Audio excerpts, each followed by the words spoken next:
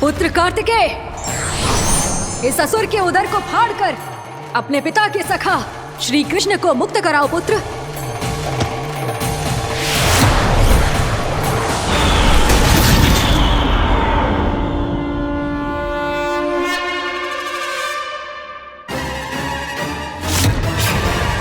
मैंने कहा था तुम में से कोई भी मेरा बाल भी बांका नहीं कर पाएगा। तुम देवताओं का तो सामर्थ्य ही क्या, स्वयं देवों के देव महादेव भी मेरा कुछ नहीं बिगाड़ पाएंगे। कृष्ण को अपने उदर में ही पचा जाऊंगा मैं।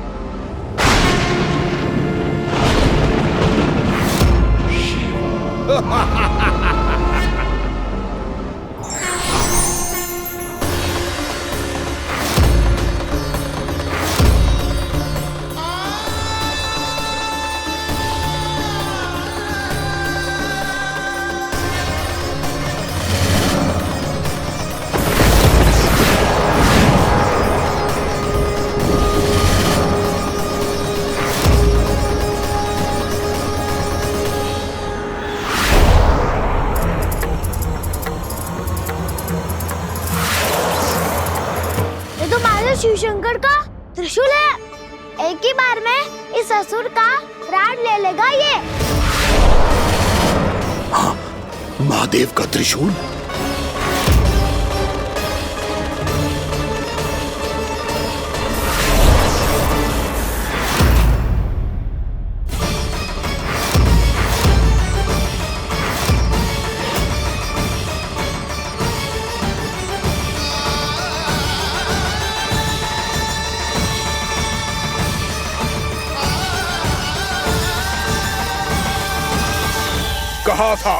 कहा था मैंने, स्वयं महादेव भी मेरा कुछ नहीं बिगाड़ सकते। अजय हूं मैं, अजय।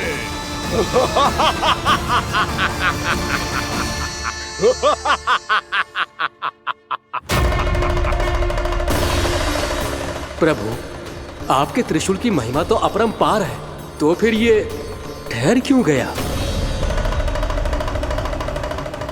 आपने अपने त्रिशूल को वापस क्यों ले लिया महादेव? इस दुष्ट का संहार क्यों नहीं किया?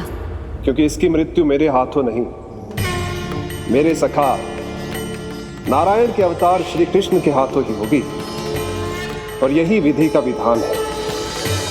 पर पिताजी, श्री कृष्ण तो इस असुर के उदर में फंसे हुए हैं, हम उन्हें मुक्त कैसे कराएंगे?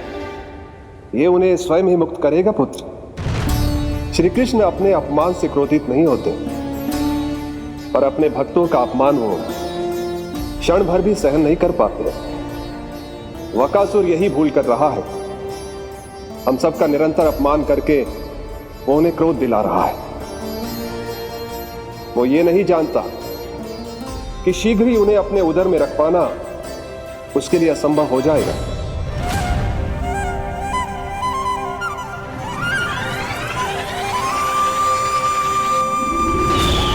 क्या हुआ महादेव, पराजित होकर भी मुस्कुरा रहे हैं? पर अब तो महादेव कहलाने के भी योग्य नहीं रहे आप। असफल देवताओं की इस अयोग्य सेना को लेकर चले जाइए यहाँ से। ना ये मेरा सामना कर सकते हैं और ना ही आप। मेरी शक्ति के सामने आप अक्षम हैं महादेव।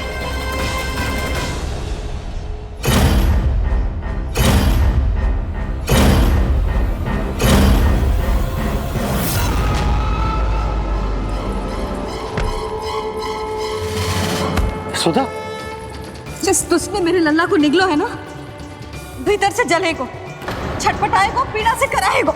जिस दुष्ट ने मेरे लल्ला को निगलो है ना, भीतर से जलेगो, छटपटाएगो, पीड़ा से कराएगो। ये क्या हो रहा है मुझे?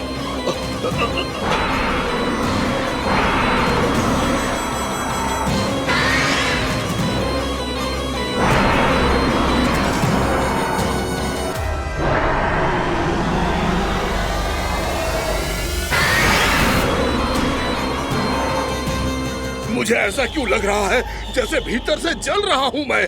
ये क्या हो रहा है मुझे?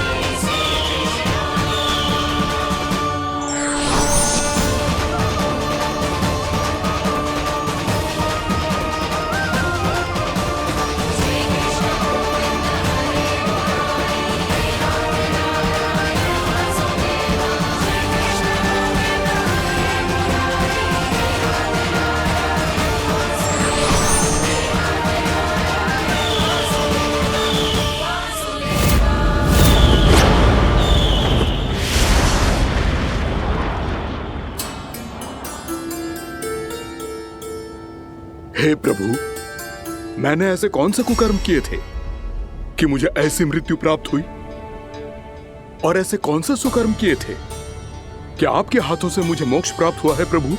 सीमी स्मरण करो, हे गिरीश की पुत्र वक्कासुर। स्मरण करो, कैसे अपने पिता की तरह अभिमान से भरे हुए थे तुम। स्मरण करो, कैसे हमें पराजित करने के लिए पूरी सृष्टि को संकट में डाल दिया था तुमने, और हमें विवश होकर पराजय स्वीकार करनी पड़ी थी। स्मरण करो, कैसे तुमने देवराज इंद्र का छत्र चुरा लिया था। पर यह सब भी पर्याप्त नहीं था वक्कासुर। तुम्हारे पापों का घड़ा तब भरा था जब तुमने देवी गंगा के जल में साधना करते हुए जजाली मुनि की तपस्या में व्यवधान डाला था।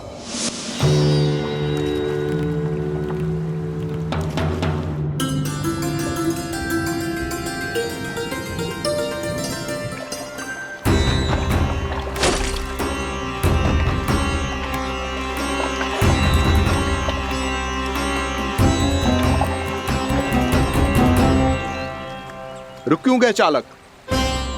नौका को आगे की ओर ले चलो। आगे बढ़ना उचित नहीं होगा महाराज। यहाँ से कुछ ही दूरी पर जालजली मुनि तपस्या कर रहे हैं। तो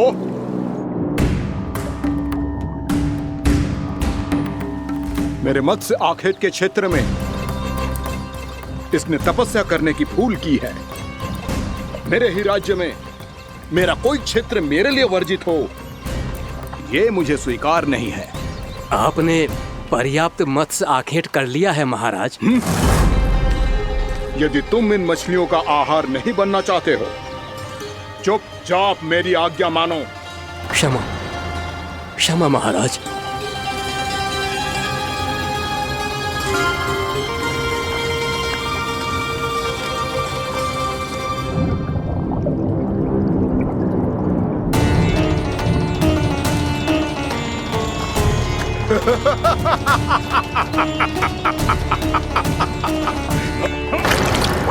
मुनिवर, रक्षा कीजिए, रक्षा कीजिए मुनिवर। हमारे प्राण बचाइए मुनिवर, मुनिवर हमारे प्राण बचाइए।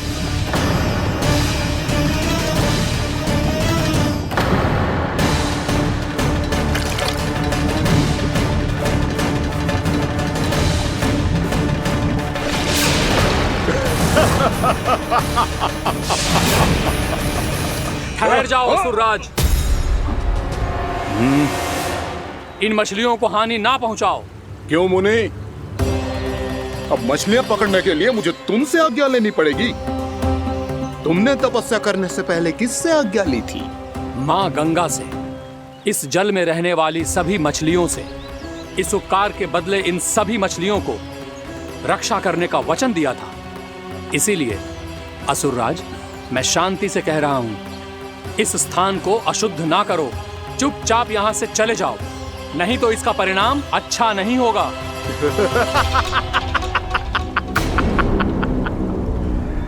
तुम जिन देवताओं की तपस्या कर रहे हो ना मुनि, उन्होंने भी मेरा कुछ नहीं बिगाड़ पाया था, और तुम मुझे धमकी देने का दुस्साहस कर रहे हो।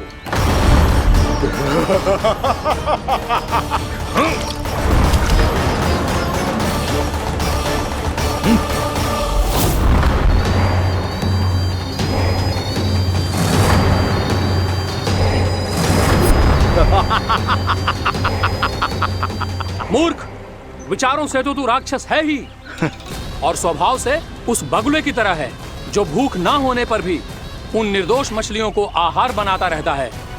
इसलिए अभी इसी क्षण से तू वकुला का जीवन जिएगा। ये मेरा श्राप है, ये मेरा श्राप है।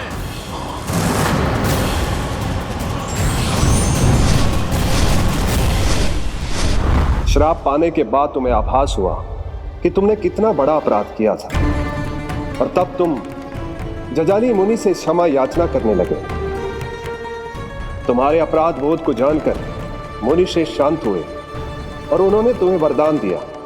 श्राप से मुक्ति का एक ही मार्ग होता है असुर, पश्चाताप।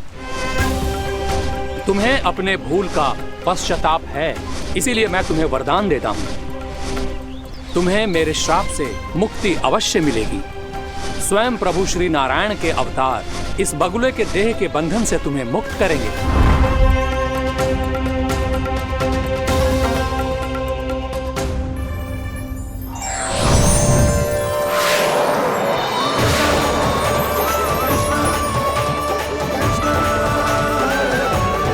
प्रणाम स्वीकार करें प्रभु।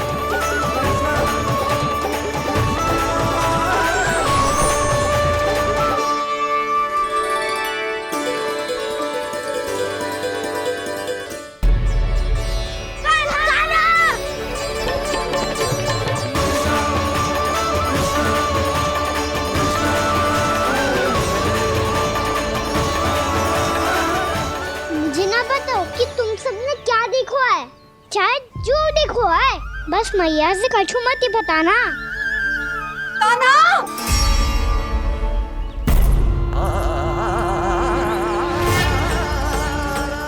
कान्हा! मेरा लल्ला!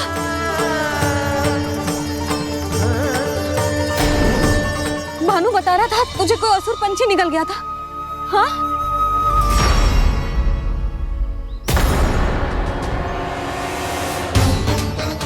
हे नारायण, ये क्या है?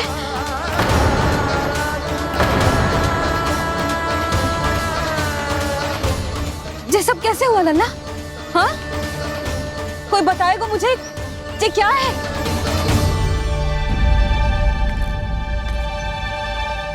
श्रीधामा, मधुमंगल, चिची को सब कुछ बता दो। ये असुर पक्षी मुझे निगलने वाला था रानी भाभी, तभी अंतिम क्षण में कान्हा ने आके मुझे बचा लियो। और ये असुर पक्षी ने कही कि यह है वृंदावन का राजकुमार, नंदराज का लल्ला। इसके होते कोई भी वृंदावन वासियों को हानि ना पहुंचा सकते।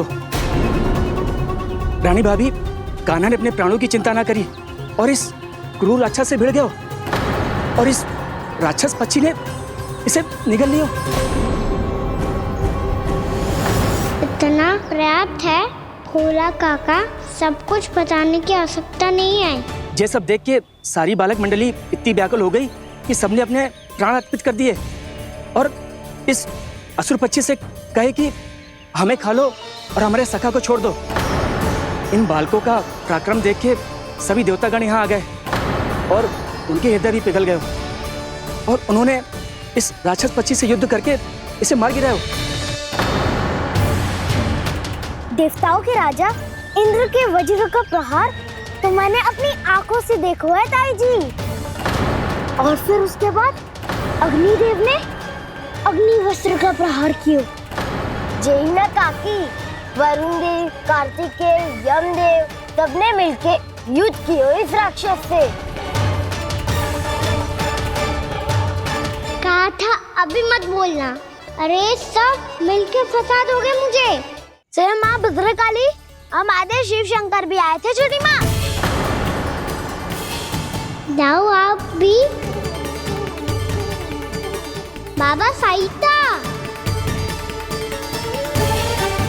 मुझे लगता है कि ये कान्हा भी इन्हीं देवताओं में से एक है। संभव तो है चीची, स्मरण है पूतना और तृणावर्त के आक्रमण के समय भी ऐसा ही हुआ था।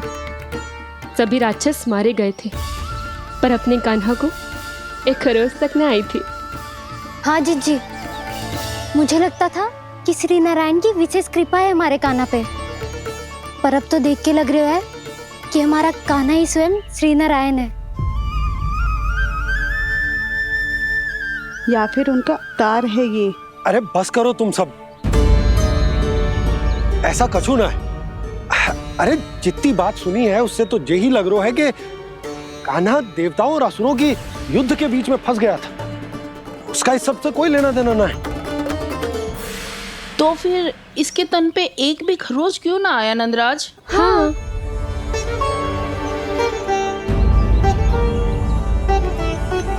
है काकी, खरच तो है। दिखा लल्ला। भैया बात भी आ रही है, कुछ करो ना। चिकोपिया भी ना अति करती है।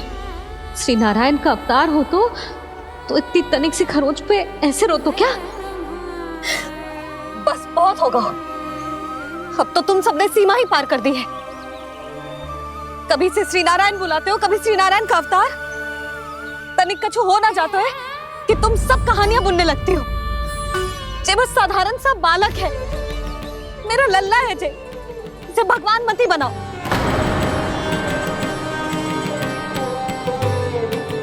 और तू, क्या आवश्यकता थी तुझे यहाँ आने की? हाँ, वो भी मुझे बिना बताए। मेरे से छल करके आयो है तू। अब तू घर चल, ऐसा दंड दूंगी ना कि मैया बहुत पीड़ा हो रही है। मैया बहुत पीड़ा हो रही है मैया। हाँ नन्ना, तू घर चल, मैं तुझे औषधि लगा दूंगी। हल्दी का लेप लगाऊंगी ना, झट से ठीक हो जाएगा। चल चल।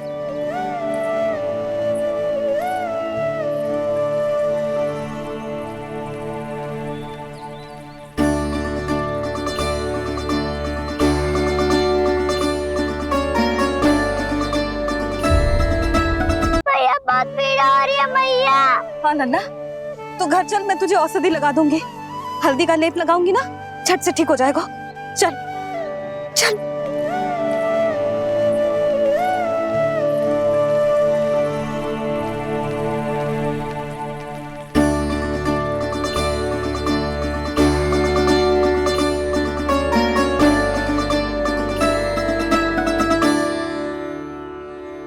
बस लल्ला बस, रो मत। चल चल चल, आजा। अभी औषधि लगाऊंगी ना, तेरी सारी पीड़ा लुप्त हो जाएगी। आजा आजा, बैठ जा लल्ला। अभी आई मैं। हाँ,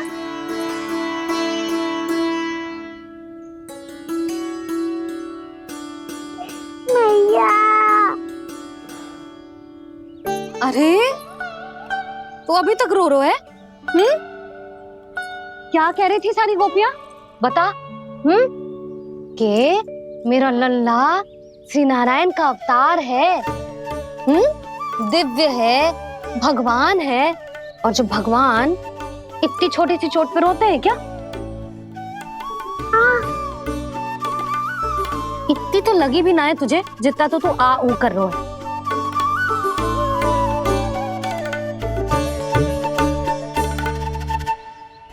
आओ ना, करूंगो। आप ऐसा दुलार थोड़ी करोगी। ओहो, वृंदावन का गौपालक जे इतनी छोटी सी चोट पे रोता है ना? गोप बालकों का मुखिया इतनी छोटी सी चोट पे रोता है? मेरा लल्ला तो सबसे शक्तिशाली है। जे इतनी छोटी सी चोट तो क्या, बड़े बड़े राक्षसों से भी ना घबराता है। हाँ, एक बार में सबको समाप्त कर देता है कि ना? हाँ मैया, यदि कोई राक्षस वृंदावन की ओर तेरी दृष्टि करके आएगा, तो सबसे पहले कान्हा को सुरक्षा में खड़ा पाएगा।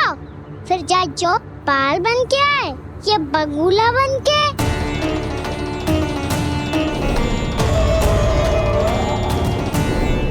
ना लल्ला, सोचो भी मती। वृंदावन की सुरक्षा करना तेरा दायित्व ना है। तुझे और कोई संकट का सामना करने की आवश्यकता ना है। अभी तो मेरी पीड़िता का हरण कर रही थी, अचानक से क्या हो गया मैया को? कोई आवश्यकता ना है तुझे ऐसे संकटों का सामना करने की। आने दे आज तेरे बाबा को, सीधा सीधा बोल दूंगी। बहुत हो गए उनके तर्क वितर्क। मेरा फूल सा लल्ला वन में अकेले गौचारण के लिए ना जाएगो। आज बगुले ने निकल लियो, कल कछु और हो जाए तो? नारायण ना करे, कहीं कछु ऊंच नीच तुझे कछु हो जाए तो? मैं तो जीते जी मर जाऊंगी।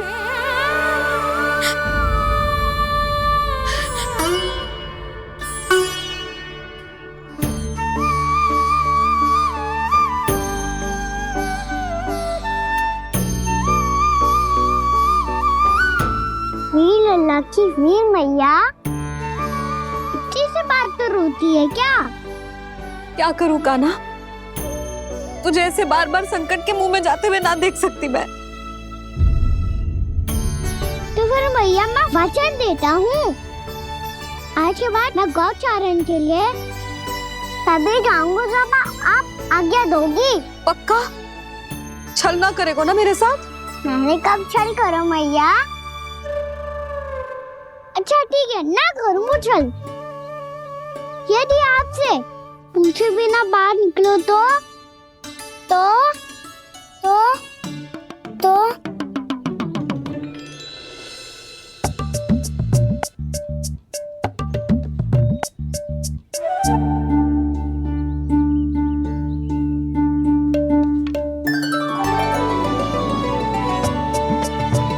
ये रही आपकी छड़ी और ये रही मेरी पीठ।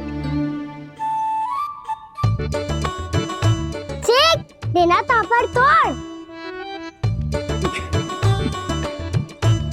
ठीक है, जब तूने अपना दंड निर्धारित कर ही लियो है तो सोच ले, अब अगर तूने मेरी बात ना मानी तो तोड़ तोड़ छड़ी पड़ेगी, समझ आई?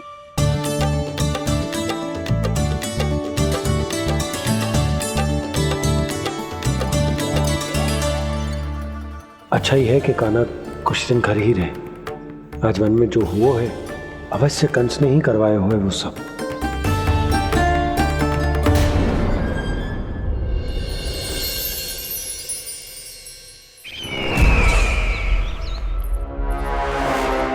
आपका ये धनुष तो सबसे अधिक शक्तिशाली था महाराज, ये कैसे टूट गया? कहीं ये बकासुर की पराजय का संकेत तो?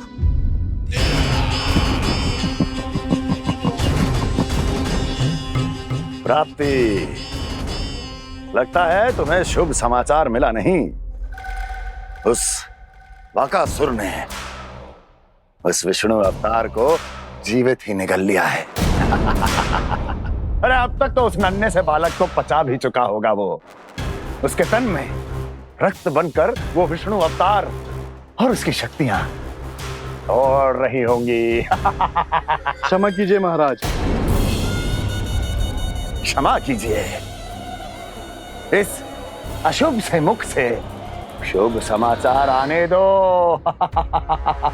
माथे के बल को ढीला करो, चेहरे पर मुस्कान लाओ और कहो, महाराज, वृंदावन में मातम फैल चुका है। मैं ऐसा ही करता महाराज, यदि सूचना सत्य होती तो।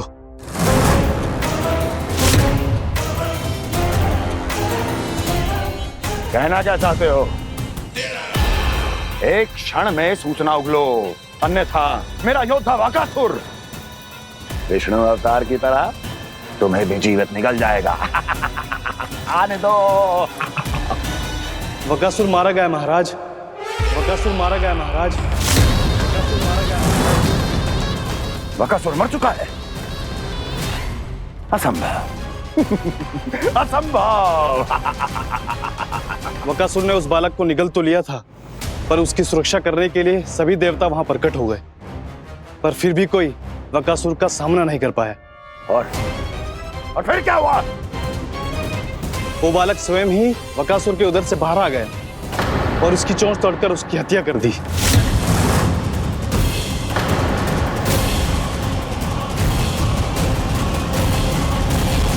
वन में बकासुर की चोंच टूट गई और यहाँ आपका ये धनुष।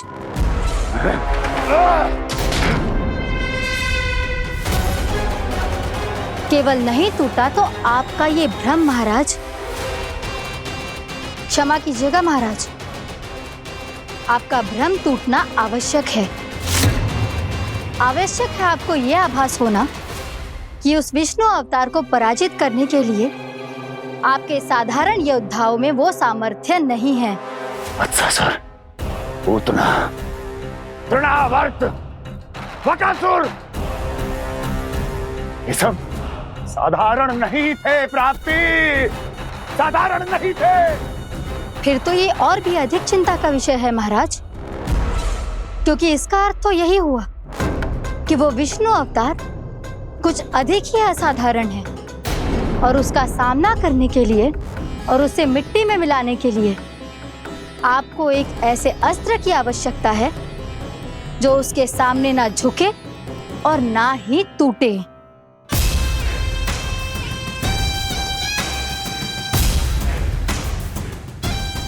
तो फिर मैं ऐसा ही अस्त्र ढूंढूंगा, चाहे आकाश पाताल एक क्यों ना करना पड़े मुझे, 10 दिशाएं 14 भुवन क्यों ना नापने पड़े मुझे, मैं उस अस्त्र को अवश्य ढूंढ निकालूंगा जो उस विष्णु अवतार के प्राणों की डोरी इस धनुष की तरह तोड़ सके।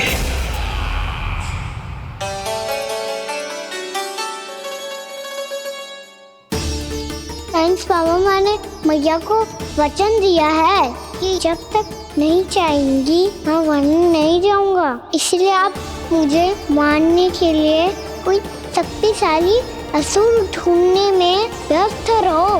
कुछ दिन तब तक मैं व्यस्त रहूंगा अपनी मैया की सेवा करने में।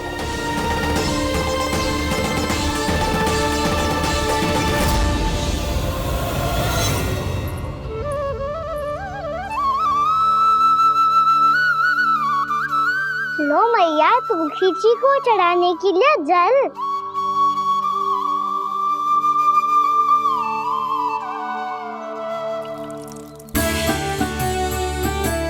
लो मैया, और आटा।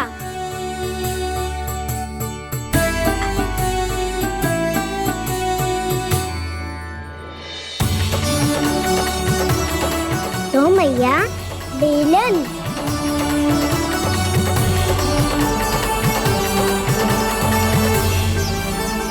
ले, तनिक खा ले।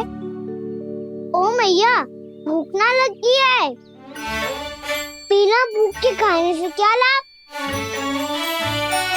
और तेरा जब पेट तो कह रहा है कि उसे भोजन चाहिए, और लाभ कैसे ना लल्ला?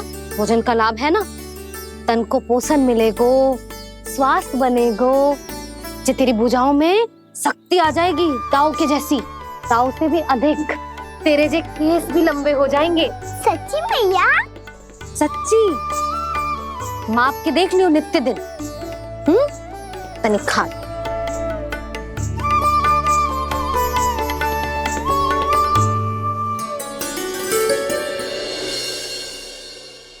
मान के मैया का कहना, छक के भोजन खाते हैं, नित्य मापते भुजा केश, पर ज्यो का त्यों ही पाते हैं।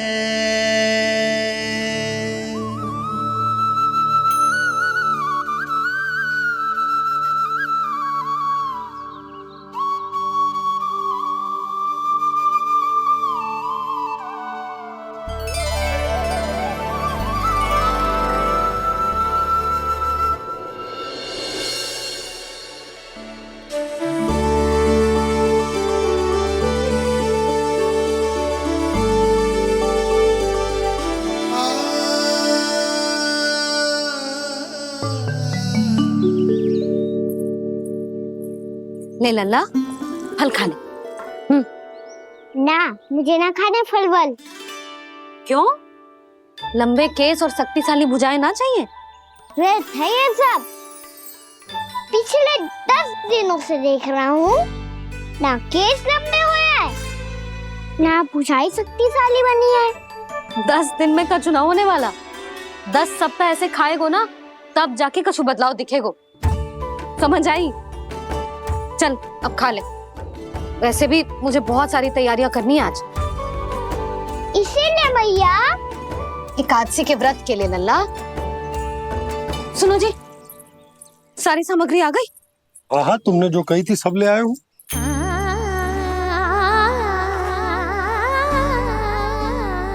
इसमें नारियल तो है ही ना, उसके बिना मैं एकादशी की पूजा कैसे करूंगी? यशोदा, मैंने भोला से कह दिया, वो लेकर आते ही होगा, घबराओ मत। कैसे ना घबराओ जी, आपको पता है ना एकादशी का व्रत मेरे लिए कितना महत्वपूर्ण है। पता है। अरे इसमें तो दिए भी ना है। दिए ना है? अब मैं अभी लेकर आता हूँ। आप रहने दो, मैं ही लेके आती हूँ। भक्त भोला राम के यहाँ से है। भक्त भोला राम? मेरा अर्थ है कुमार भोला यहाँ के यहाँ से। हाँ हाँ वो ही।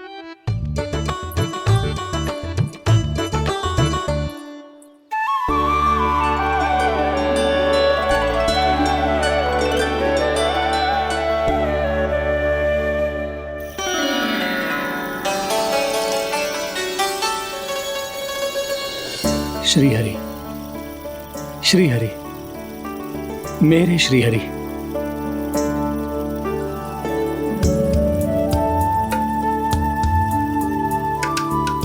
मेरे श्री हरि।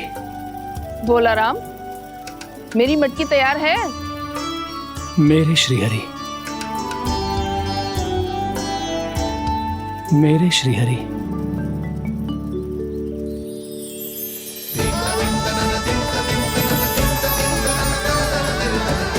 भोला राम,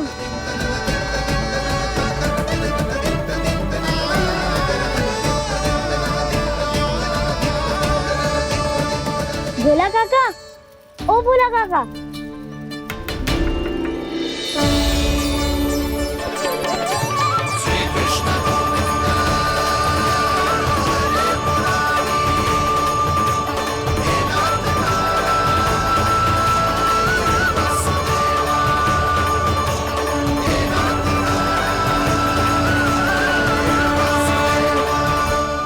अरे श्री हरि प्रसन्न हो गए।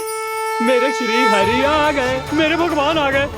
मेरे श्री हरि आ गए, मेरे भगवान आ गए।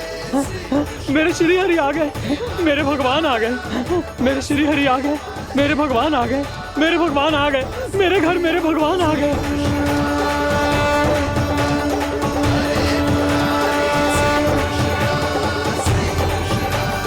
मेरे घर आ गए, मेरे श्री हरि आ गए। हाँ मेरे श्री हरि आ गए।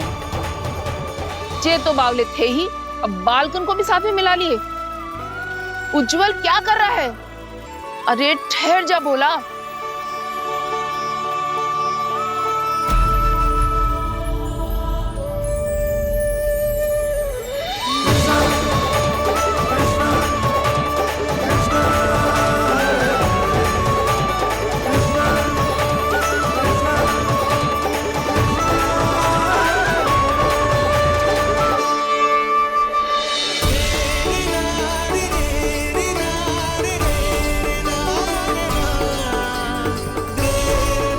प्रेम से बुलाओ, आएंगे हरि भी।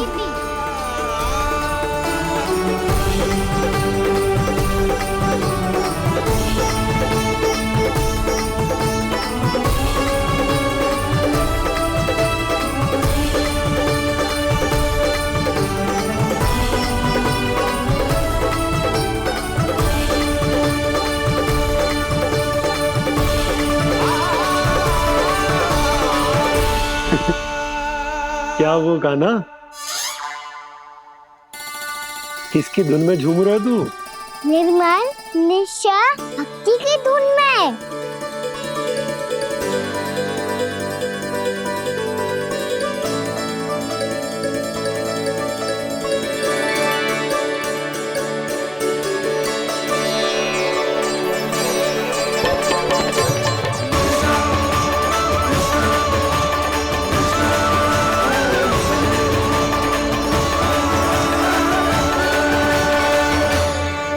अरे क्या हो गया इन्हें? पावले हो गए हैं क्या? ठहरो, कोई आवश्यकता ना है ऐसे बावलों की तरह नाचने की।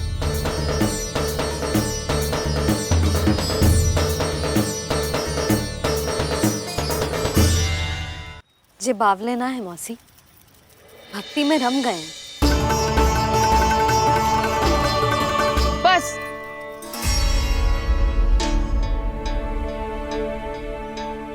हम सब कब से खड़े हैं यहाँ, पर तुम्हें कुछ ध्यान ही ना है।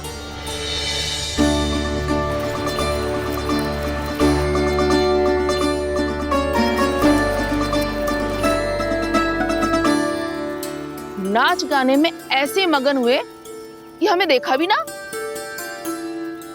मुझे नाचते हुए देख मेरे श्री हरि को इतना आनंद आ रहा था कि मैं अपने आप को रोक नहीं सका। और वैसे भी मेरे जन्म का एकमात्र उद्देश्य है श्री हरि की सेवा करना, श्री हरि को प्रसन्न करना। तुम बावले हो भोलाराम या हमें बावला बना रहे हो? श्री हरि और तुम्हें देख रहे हैं? हाँ, अभी वो यहीं थे, देख रहे थे। भोला काका, आपने भी ना अति कर दी अब। हमें भी बताओ तनी, कहाँ थे श्री हरि?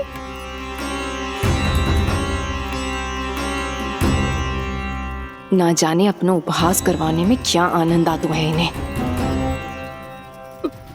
देखो, अब तुम सच मानो या झूठ, लेकिन हमरे श्री हरि यहीं थे, इसी चाक पर अभी। हाँ, लो सुन लो इस मूर्ख की बात। श्री हरि को और कोई स्थान ना मिलो जो इसके मिट्टी के चाक पे आकर बैठेंगे। श्री हरि को और कोई स्थान ना मिलो जो इसके मिट्टी के चाक पे आकर बैठेंगे। श्री हरि को और कोई स्थान ना मिलो जो इसके मिट्टी के चाक पे आकर बैठेंगे। जैसी मैया भैंसो ही लल्ला, दोनों का कुछ पता ही ना चलतो, कब किस बात पर प्रसन्न हो जाए और किस बात पर रुष्ट। अरे मैं भला असत्य क्यों बोलूंगा? अभी अभी यही थे श्री हरि। हाँ,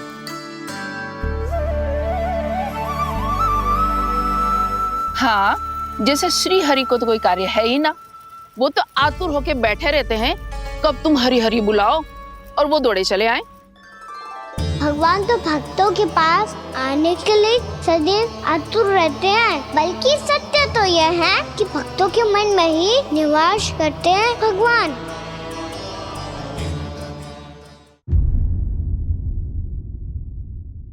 अरे मैं भला असत्य क्यों बोलूंगा? अभी अभी यही थे श्री हरि। हाँ,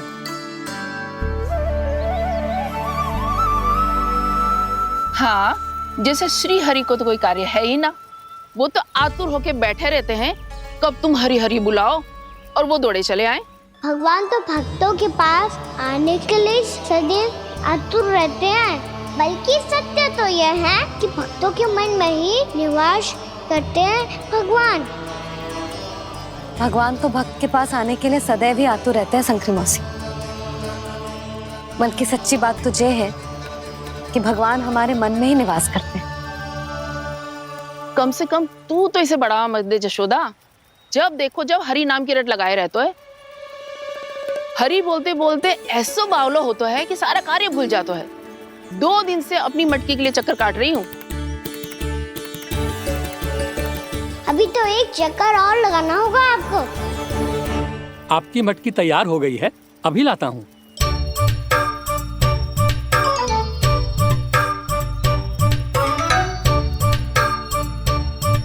लो जी मटकी।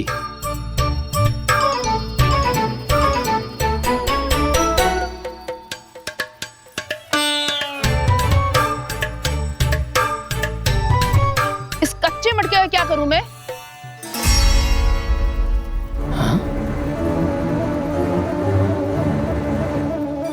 पर इसे तो मैंने भट्टी में पकाया था। अब तू ही देख ले कितना ध्यान रहता है इस कार्य पे। और कह तो है कि श्री हरि आते हैं इससे मिलने। हाँ, आते हैं और आगे भी आएंगे हमारे श्री हरि हमसे मिलने। और आके मोक्ष देंगे, है ना? मांगूंगा तो मोक्ष भी दे देंगे, मांगूंगा तो मोक्ष भी दे देंगे, मांगूंगा तो मोक्ष भी दे देंगे। अभी तो ये बता कि तू मुझे मेरी मटकी कब देगो? और मेरी मांग कब पूरी करोगे भोलाराम जी? मेरो घड़ा मेरे दिए तो तैयार है ना? कल एकादशी की पूजा और व्रत के लिए। एकादशी का व्रत? हाँ, एकादशी का व्रत। इसे करने से श्री हरि बहुत प्रसन्न होते हैं। अच्छा, फिर तो अभी लाया।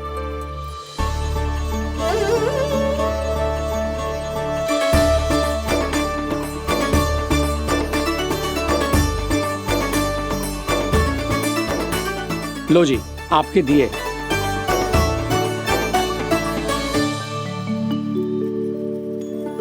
और जो हमने मांगा है वो?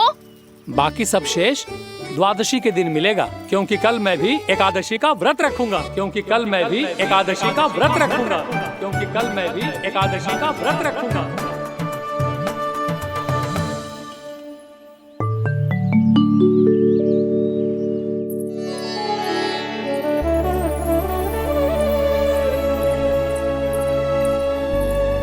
जानकी, फूलों का प्रबंध हुआ कि ना? हाँ भाभी, जे रहे। सदैव विलंब कराती है। पर भाभी इस बार तो फूल समय से ही लाई थी। क्या हुआ जशोदा, अभी तो पूजा की तैयारी ना हुई? देखो ना मौसी, ये जानकी ना कुछ छूट ही जाता है इसके कारण। एकादशी की पूजा और व्रत आते ही जसोदा भाभी इतनी वग्र हो जाती है। ऐसो क्या होगा इस पूजा में?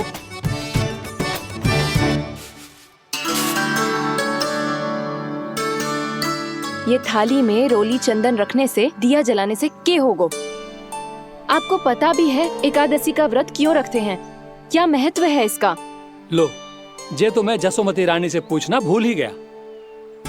पर हाँ भगवान, मेरे लिए इतना ही पर्याप्त है कि इस व्रत को रखने से मेरे श्रीहरि हमसे प्रसन्न हो जाएंगे।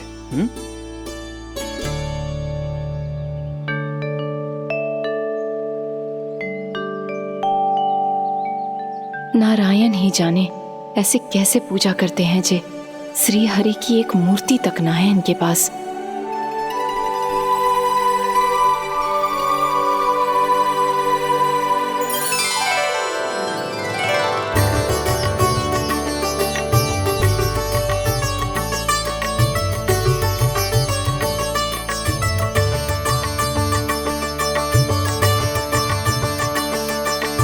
प्रभु, न तो मेरे पास मूर्ति है और ना तो इस व्रत के विधि विधान के बारे में मुझे जानकारी है, और ना ही मुझे इसके महत्व के बारे में जानकारी है, पर फिर भी मैं करना चाहता हूं।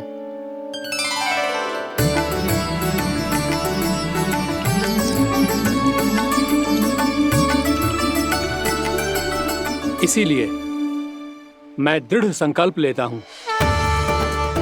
पूरी निष्ठा के साथ, श्रद्धा के साथ और पूरी आस्था के साथ मैं इस व्रत को संपन्न करूंगा।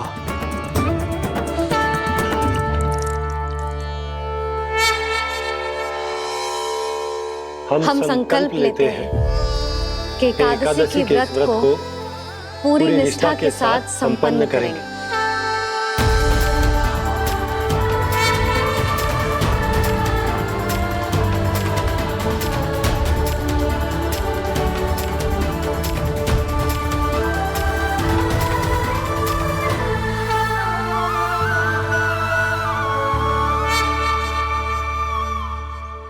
तुलसी जी के पत्ते तो हैं ही ना। श्री नारायण को तुलसी जी के पत्ते के बिना भोग ना चढ़तो है। जानकी, तुलसी के पत्ते कहाँ हैं?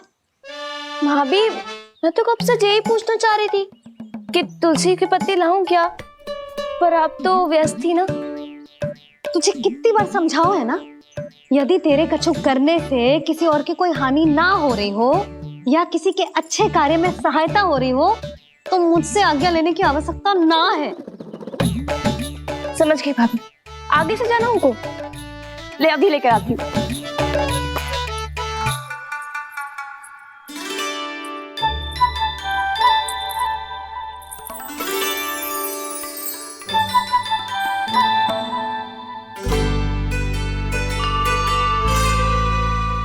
ताऊ, आपने पहले ये व्रत करो है? आपको इसका महत्व पता है? भाभी चल। जानकी, तुमने ये व्रत करो है? फिर तुमको इसका महत्व पता है? सुमति जी, आपको पता है इसका महत्व?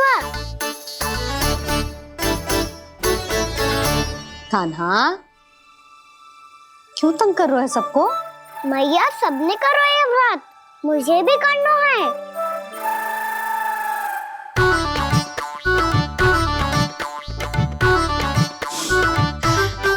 ये व्रत केवल बड़ों के लिए होती है लल्ला। जब आप ये व्रत कर सकती हो, बाबा कर सकते हैं, ये सारी गोपियां कर सकते हैं, वो भी कर सकते हैं, तो मैं क्यों ना कर सकता? क्योंकि तू कल तक भूखा ना रह पाएगा लल्ला। जब भक्त रह सकते हैं, फिर मैं क्यों नहीं रह सकता? मेरा अर्थ है कि नारायण के भक्त मैया, मैया मान जाओ ना, मुझे करने दो ना ये व्रत। अपनी लल्ला पे आप विश्वास ना है आपको? विश्वास है। अच्छा ठीक है, तू भी कर ले।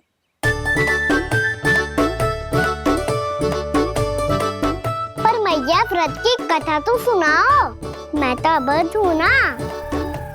मुझे कैसा पता चलेगा कि ये व्रत करते क्यों हैं?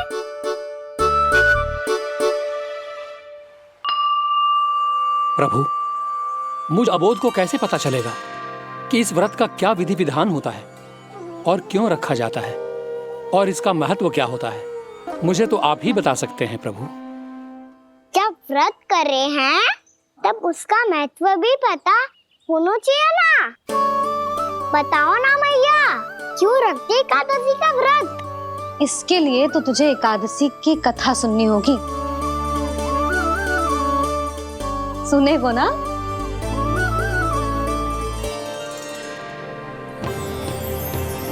वसुदेव सुतं देवं कंस चाणूरमर्दनम् श्रीहरि, यशोदा परमानंदम् कृष्णं वन्दे जगद्गुरुम्। वाह प्रभु, अपने भक्तों को एकादशी व्रत का महत्व समझाने का अच्छा उपाय खोज निकाला है आपने।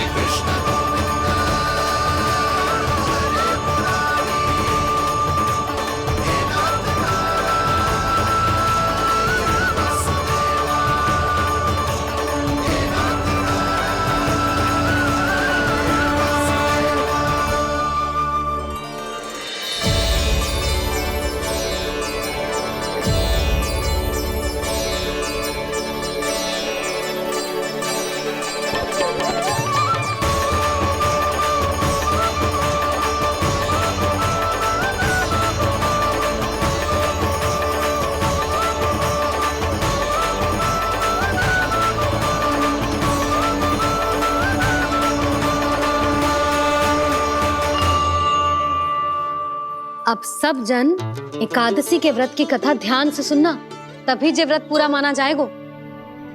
समझो लल्ला?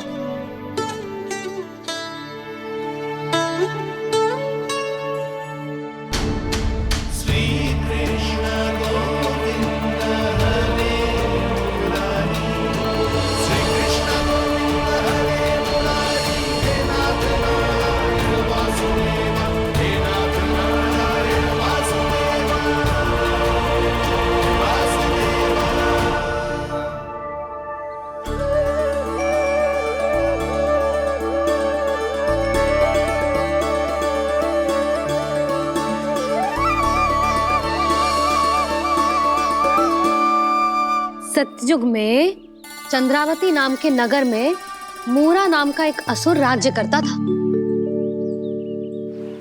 ओम ब्रह्मदेवाय नमः। ओम ब्रह्मदेवाय नमः। ओम ब्रह्मदेवाय नमः। ओम ब्रह्मदेवाय नमः।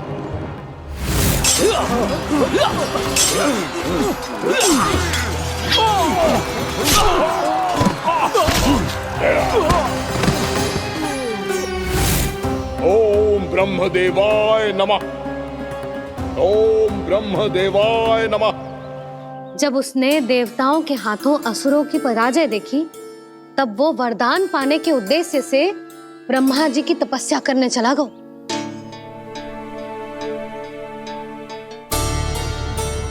शीघ्र ही मूरा की तपस्या सफल हो गई और ब्रह्मदेव जी उससे प्रसन्न हो गए। ओम ब्रह्मदेवाय नमः। ओम ब्रह्मदेवाय नमः। ओम ब्रह्मदेवाय नमः। ओम ब्रह्मदेवाय नमः। ओम ब्रह्मदेवाय नमः। ओम ब्रह्मदेवाय नमः। ओम ब्रह्मदेवाय नमः। ओम ब्रह्मदेवाय नमः। ओम ब्रह्मदेवाय नमः। मूरा, प्रणाम ब्रह्मदेव। तुम्हारी तपस्या सफल हुई। बोलो, तुम्हें क्या वर चाहिए? सृष्टि के रचयिता ब्रह्मदेव, कृपया मुझे ऐसा वरदान दीजिए जिसकी सहायता से मैं त्रिलोकी विजयी बन जाऊं और कोई देवता मुझे पराजित ना कर सके। यहाँ तक कि देवताओं के रक्षक, सृष्टि के संचालक भगवान श्री विष्णु के लिए भी मैं अपराजय रहूं। तथास्तु, तथास्तु, तथास्तु। प्रणाम ब्रह्मदेव।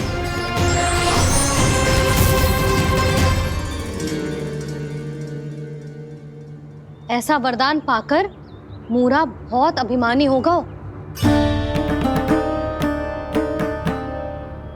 यक्षों, किन्नरों, यहाँ तक कि देवताओं को भी युद्ध के लिए ललकारने लगो, पर किसी ने भी उसकी ललकार को स्वीकार ना करो,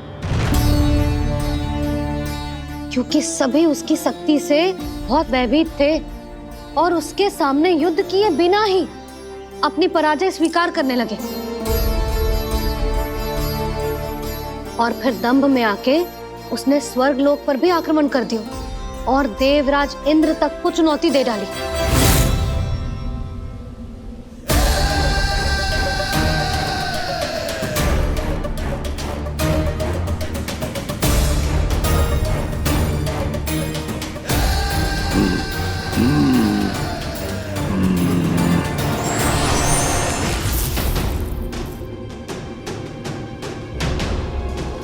मैं प्रतीक्षा कर रहा हूं देवराज, क्या उत्तर है तुम्हारा? मुझसे युद्ध करोगे या फिर बिना लड़े ही पराजय स्वीकार कर मेरे अधीन हो जाओगे और सौंप दोगे मुझे अपना ये स्वर्ग लोक? सारी शक्ति तुम्हारे मुख में है या कुछ बाहुबल भी है तुम्हारे पास? मैं तुम्हारी चुनौती स्वीकार करता हूं मूरा, मैं तुम्हारी चुनौती स्वीकार करता हूं मूरा।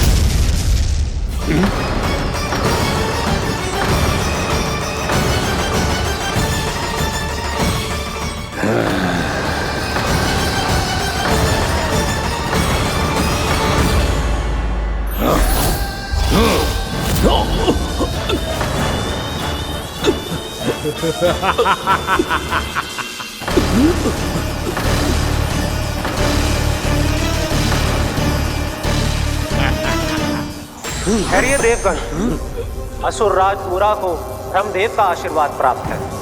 आप में से कोई भी इन्हें पराजित नहीं कर पाएगा।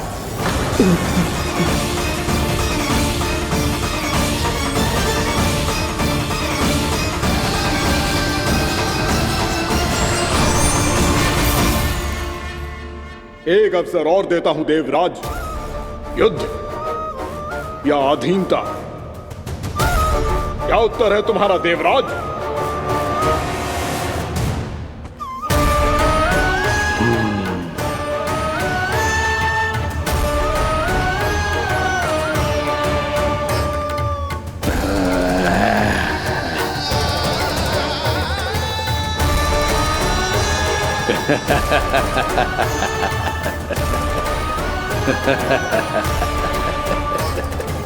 इंद्र और सभी देवताओं ने मूरा के आतंक में आके उससे भयभीत होके अपना सिंहासन छोड़ दियो।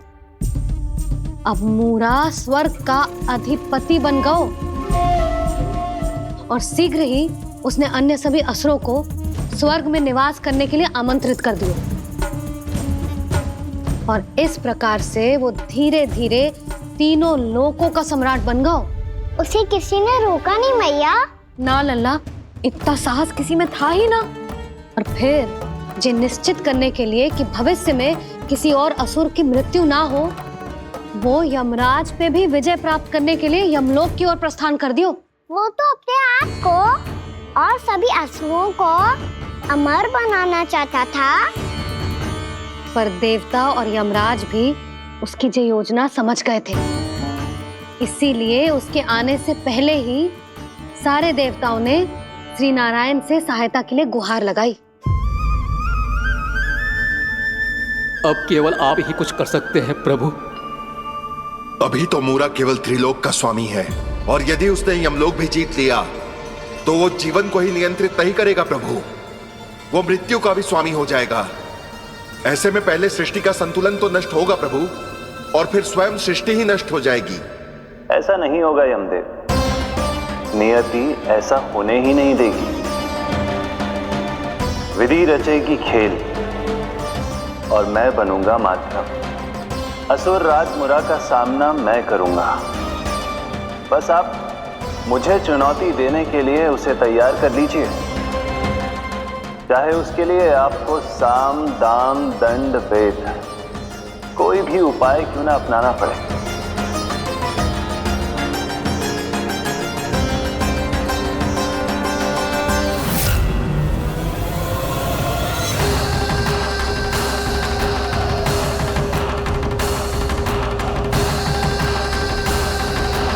आप तो मेरी प्रतीक्षा में पहले से ही खड़े हैं यमदेव। तब तो आपने मेरी चुनौती के बारे में भी सुना ही होगा। कहिए, क्या उत्तर है आपका? मेरा स्वागत करके अपना राज्य त्यागेंगे या मेरा सामना करके अपने प्राण? असुर राज मूरा का सामना मैं करूंगा। बस आप मुझे चुनौती देने के लिए उसे तैयार कर लीजिए, चाहे उसके लिए आपको साम दाम दंड भेद कोई भी उपाय क्यों ना अपनाना पड़े।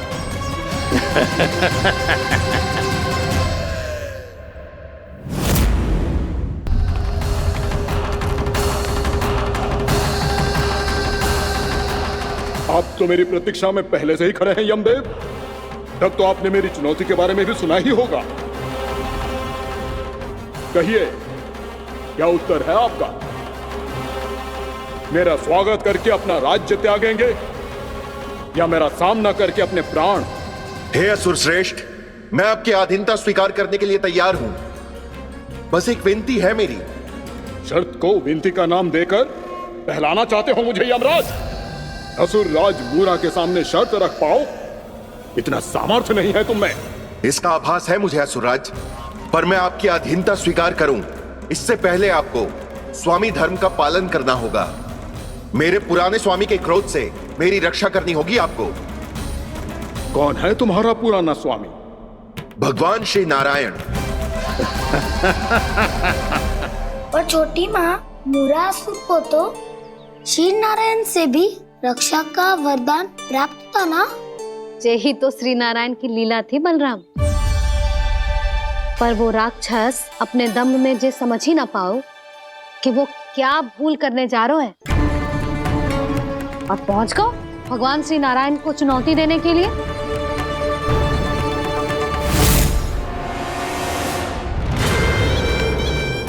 वहीं ठहर जाओ असुर राज मूरा।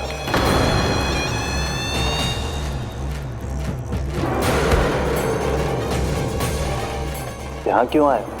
आपको पराजित करने और ये वैकुंठ जीतने, ताकि मैं यमलोक का स्वामी बन सकूं। फिर आओ, युद्ध भूमि में मेरा सामना करो।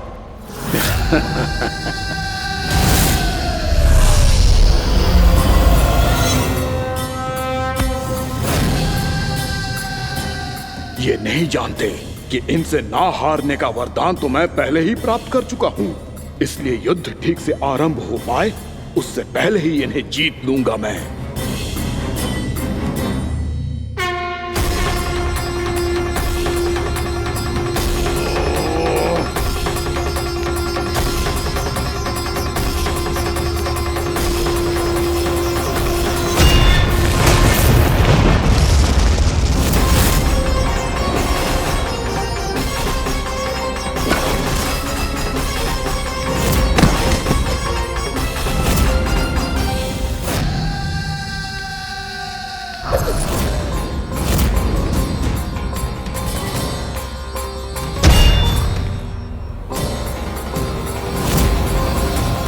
और इस प्रकार ये युद्ध वर्षों वर्षों तक चलता रहो। दोनों योद्धा पूरे ब्रह्मांड में अनेक अस्त्रों शस्त्रों के साथ युद्ध करते रहे।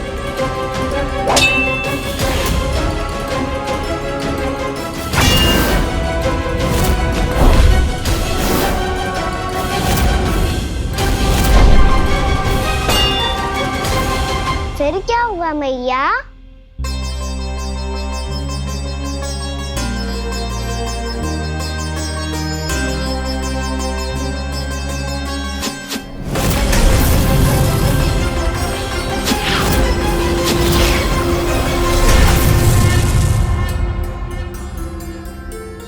उस युद्ध को कभी समाप्त हुआ हो, पर कैसे? शीघ्र ही वो राक्षस थक गौ लल्ला।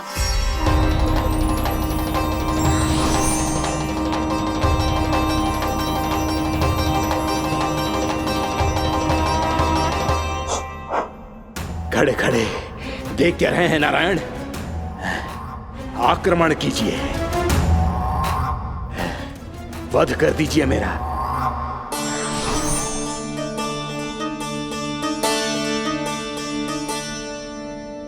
मैं तुम्हारी वीरता से प्रभावित हूं, इसीलिए इतनी थकान की स्थिति में मैं तुम जैसे वीर पर आक्रमण नहीं करूंगा। जाओ विश्राम करो। यदि फिर से युद्ध करने की इच्छा हो तो तुम्हारा स्वागत होगा।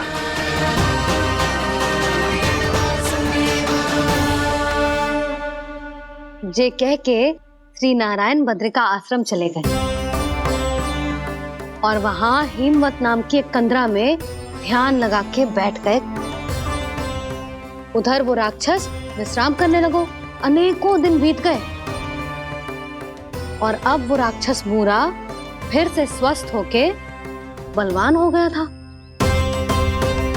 उसने अपनी सारी शक्ति फिर से प्राप्त कर ली थी। श्री नारायण ने उस पर दया करी थी, पर वो फिर से श्री नारायण को छलने को तैयार होगा।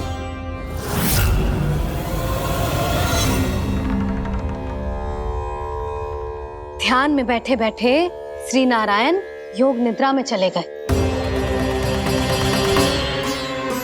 पर दुष्ट मूरा इसी अवसर का लाभ उठा के उनकी कंदरा में घुस आयो ताकि वो सोते हुए श्री नारायण पे आक्रमण कर सके।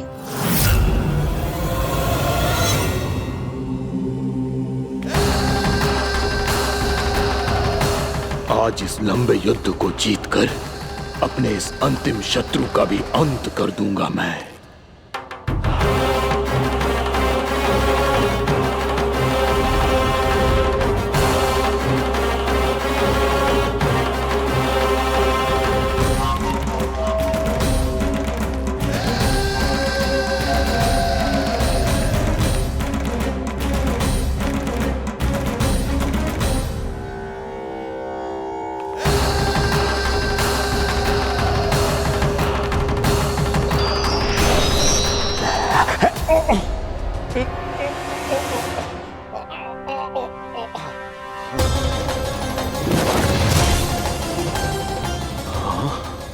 दुष्ट राक्षस, प्रभु ने तुझ पर दया की, तुझे संभलने का अवसर दिया। तू इन्हीं पर ही छल से वार करने चला है।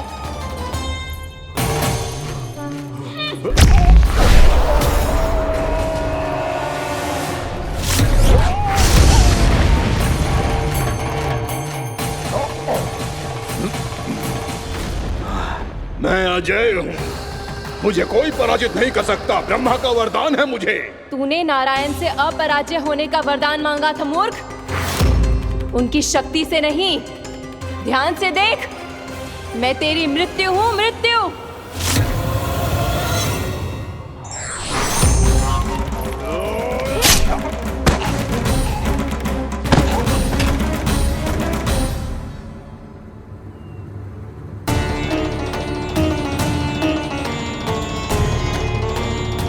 वो देवी कौन सी छोटी माँ? और कौन बलराम, वही तो थी देवी एकादशी।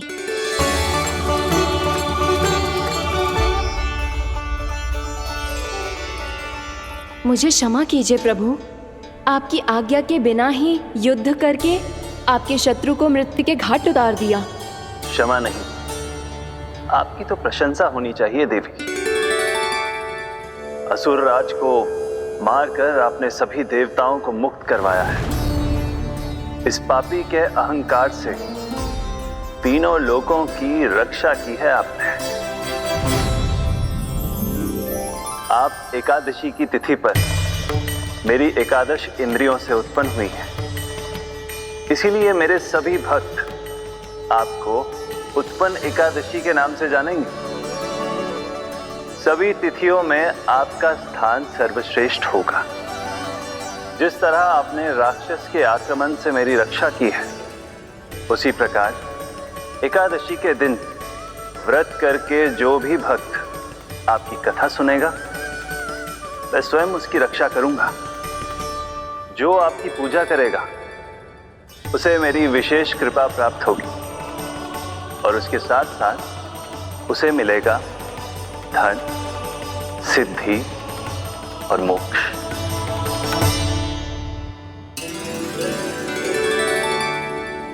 इसीलिए आज के दिन व्रत रखने का बहुत अधिक महत्व होता है। बोलो एकादशी मैया की जय। बोलो श्री नारायण भगवान की जय।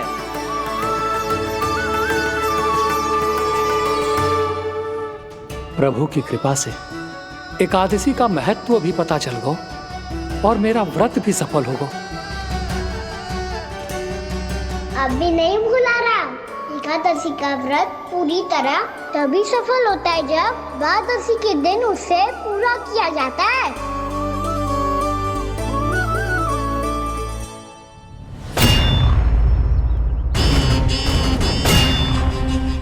आवश्यक है आपको यह आभास होना कि उस विष्णु अवतार को पराजित करने के लिए आपके साधारण योद्धाओं में वो सामर्थ्य नहीं है। वो विष्णु अवतार कुछ अधिक ही असाधारण है।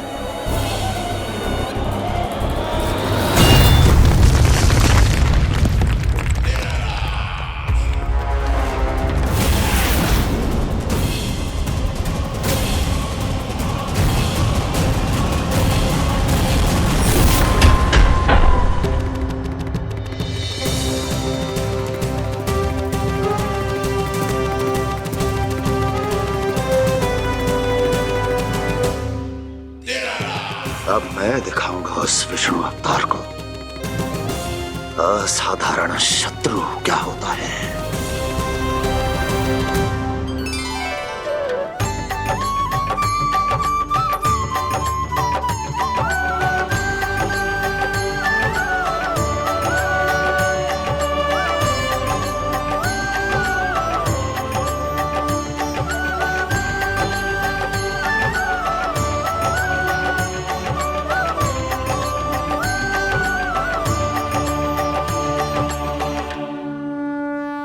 मामा अधीर हो रहे हैं, पर मैया ने मुझे अभी तक बाहर जाने की आज्ञा नहीं दी है। अभी उन्हें किसी और राक्षस को यहाँ भेजने से रोकने के लिए मुझे कुछ करना होगा।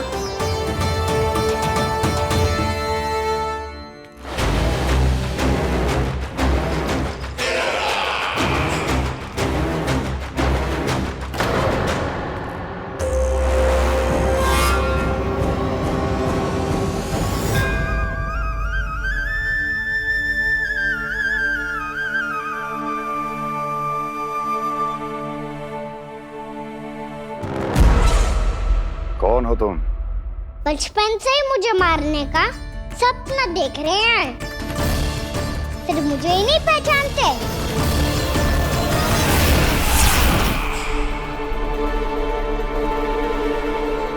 बचपन से विष्णु अवतार। कोई कान्हा बुलाता है तो कोई मुरलीधर पुकारता है, कोई माखन चोर कहता है, कोई कहता है चिच्चोर। पर विष्णु अवतार इस नाम से तो बस आप ही मुझे बुलाते हो मामा जी।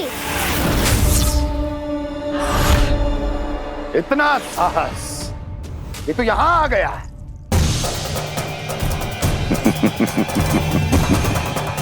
यहाँ आ तो गया तू विष्णु अवतार, किंतु यहाँ से जीवित नहीं जाएगा। तेरे इस शीश को तेरे धड़ से अलग कर दूंगा मैं।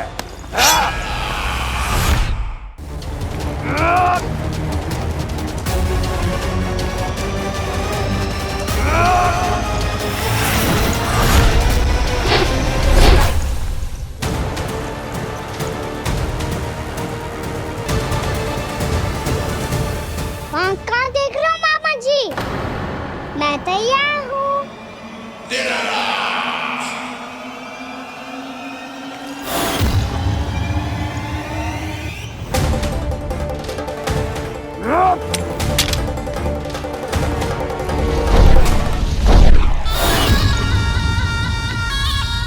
मामा जी, आप सदैव इसी तरह क्रोध में रहते हो क्या?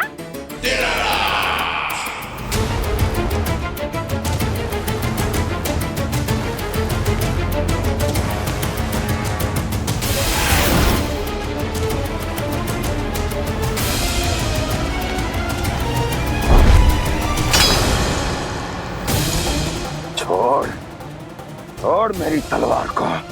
छोड़ो तो तब जब पकड़ा हूँ।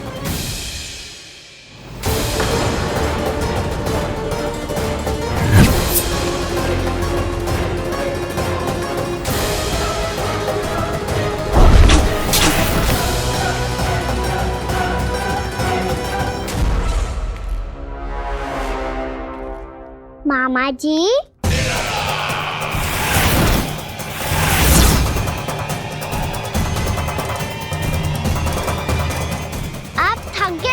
थोड़ा विश्राम कर लो। आपका तो पता नहीं, मैं अवश्य थक गया हूँ।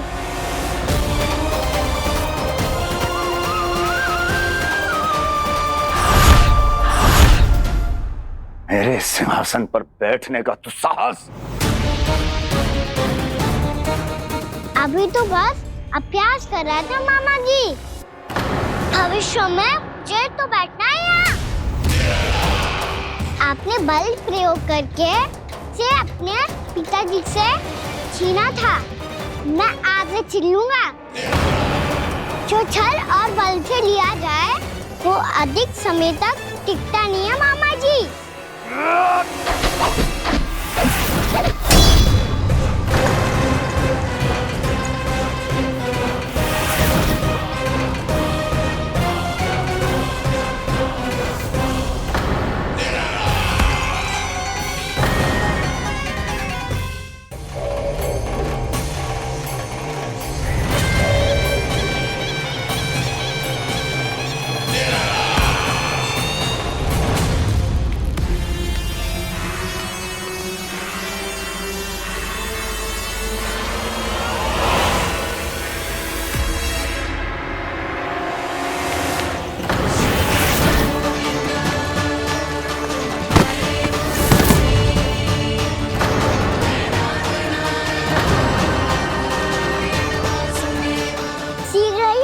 सिंहासन छोड़ना होगा।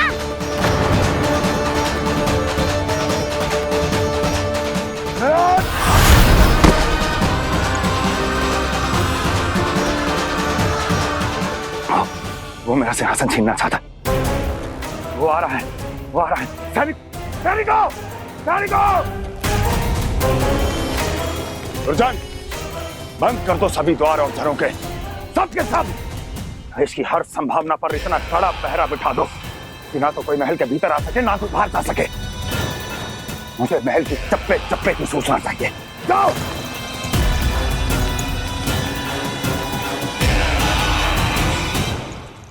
सिंहासन।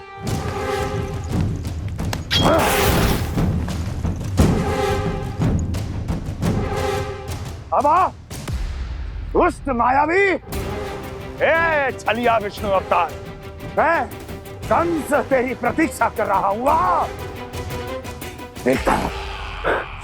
देखता हूँ मेरे सिंहासन पर कैसे बैठता है तू। मुझे तो बस कुछ समय चाहिए था, वो मिल गया। अब करते रहिए आप प्रतीक्षा।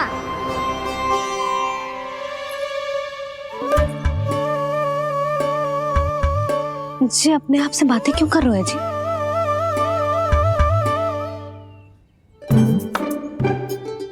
आप मुस्कुरा क्यों रहे हो?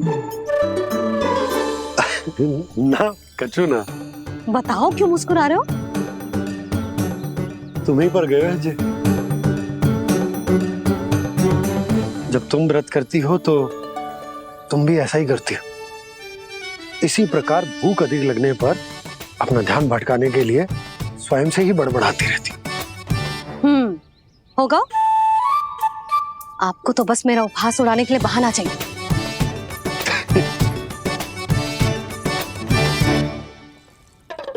लल्ला, भूख लगी है? ना मैया, व्रत करे तो भूख कैसे लगेगी?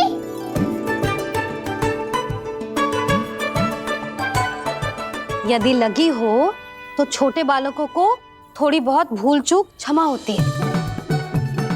कछु ना तो फल तो तू खा ही सकते है। अब तो पूरे नियम और विधि विधान से व्रत तोड़ूंगा। कल द्वादशी के सुबह मुहूर्त के अनुसार। ठीक।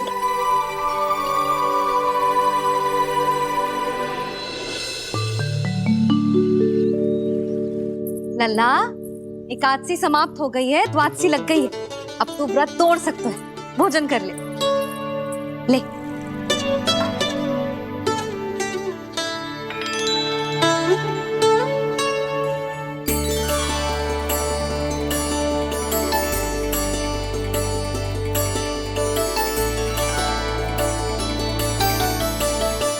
आज तो कार्य कर लीजिएगा। मैं ना चाहती कि सब गांव वाले फिर से आपका उपहास उड़ाएं। अरे, इसी क्षण कार्य आरंभ करना आवश्यक ना है। कुछ खा तो लो। कल भी पूरे दिन व्रत में रहे, अब तो कुछ खा लो। ना, अभी बिल्कुल भूख ना है। और हाँ भगवान, तुम्हें चिंता करने की आवश्यकता नहीं है। आज मैं किसी को भी 2 शब्द कहने का अवसर नहीं दूंगा। अरे, कुछ खाओगे पियोगे नहीं तो कैसे रहोगे?